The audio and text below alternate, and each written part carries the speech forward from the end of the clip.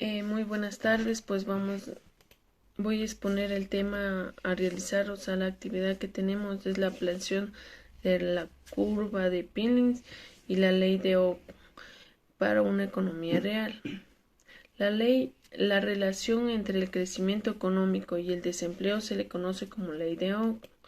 Lo llamativo de su ley es su simplicidad y su utilidad para evaluar la conexión entre el mercado laboral y el ciclo económico, y como un instrumento de análisis de predicción del nivel de desempleo de un país en base a los cambios en la tasa de crecimiento de un producto. En el coeficiente de hoy podemos ver en cuántos puntos porcentuales varía la tasa de desempleo ante variación de un 1% del producto. En el estudio original de hoy indica que la producción debía aumentar alrededor de un 3% para disminuir un punto porcentual a la tasa de desempleo. De igual modo indica que los estimadores son precisos de la tasa de desempleo oscila entre el 3 y el 7.5%. El PIB real valora la producción de bienes y servicios. Como tenemos claro, las variaciones de los precios no afectan al PIB real. Las variaciones del PIB real solo reflejan variaciones en las cantidades productivas. Dicho esto, el PIB real es el mejor indicador de la producción de bienes y servicios de la economía, siendo un buen indicador para lo económico. La tasa de desempleo es un indicador que determina cuál es el nivel de falta de desempleo en un país. Calcula cuántas personas que están en condiciones de tener un empleo y lo están buscando o continúan desempleados. Para calcular la tasa de desempleo es la siguiente la fórmula. Tasa de desempleo es igual a número de desempleados sobre población económica activa por 100. Los análisis. La tasa de desempleo en Colombia disminuye en promedio en menos 0.87 puntos porcentuales sobre la variable PIB y el signo de coeficiente de Okum es negativa, con lo cual se confirma la relación directa. También podemos decir que se tiene que señalar que con el paso de los años y la existencia de nuevos estudios económicos se puede percibir que la relación que demuestra esta ley no es exacto o estable, pero sirve para tener un dato aproximado, a su vez para tomarlo como algo orientativo. Se concluye que la ley de Okum en Colombia se cumple en cierta medida, a lo que aumenta el PIB, el desempleo.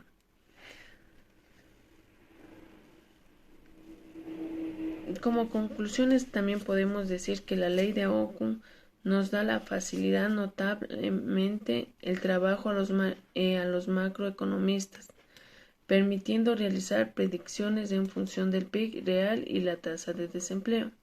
Pese a que su teoría es sólida y la relación entre ambas variables se suele cumplir, se ha demostrado que ser un concepto incompleto e imperfecto al trasladar los datos teóricos a la vida real. Los cálculos suelen terminar siendo erróneos.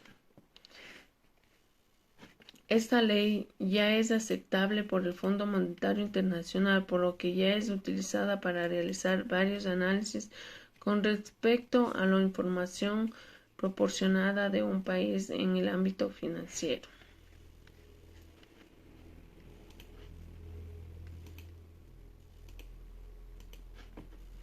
En el año 2011, según el Departamento Administrativo Nacional de Estadística, DANE, el desempleo del país fue del 10.8%, ubicándose en una de las tasas más del 9 altas de desempleo de la región. Los esfuerzos del gobierno fueron oportunos, pues el desempleo pasó al 11.8% a 10.8% del año 2010 a 2011 respectivamente. Vamos a hablar sobre la curva de Pines. William Pines en 1958 valoró una relación inversa entre la tasa de inflación y la tasa de desempleo.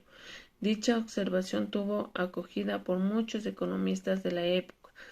Esta teoría se plasmaría en una de las bases principales para establecer políticas económicas. Se podría decir que la curva de Pines es una apertura de la teoría económica que insatura una relación inversa entre la inflación y el desempleo de un país y asimismo, durante los años 60 fue el eje principal en el movimiento macroeconómico, siendo esta teoría utilizada en muchos países para conservar el desempleo o cifras bajas mientras se resistía una inflación moderada. Podríamos decir que la curva de Pines parte de la iniciación de que la cantidad de dinero circulante tiene efectos reales sobre la economía a corto plazo, es decir, un aumento de la masa monetaria tendría un efecto provechoso sobre la demanda adherida. Como podemos observar en la curva, las personas al recibir más sueldo gastarían más, creciendo así un cuadro más propio a la inversión, ya que los aspectos de unos precios o alzas mejorarán las perspectivas de beneficios de las empresas. Podríamos decir que la curva de Pines a largo plazo, luego de estudiar la curva de Pines, se ha determinado que a corto plazo se logra mantener una relación estable entre inflación y desempleo, mientras que a largo plazo sucede todo lo contrario de la relación tomada, insegura y poco metodológica.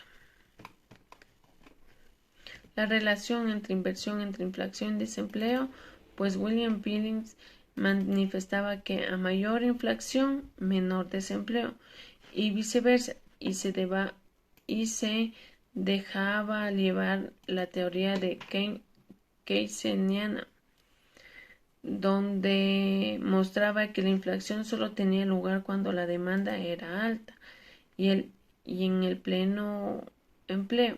Los datos que fueron arrojados en la década de los 60 sobre la inflación y desempleo válido las teorías de Pines. La curva y el gráfico sirvió bastante para la economía, ya que permitía explicar a políticos las alternativas de emplear varias políticas.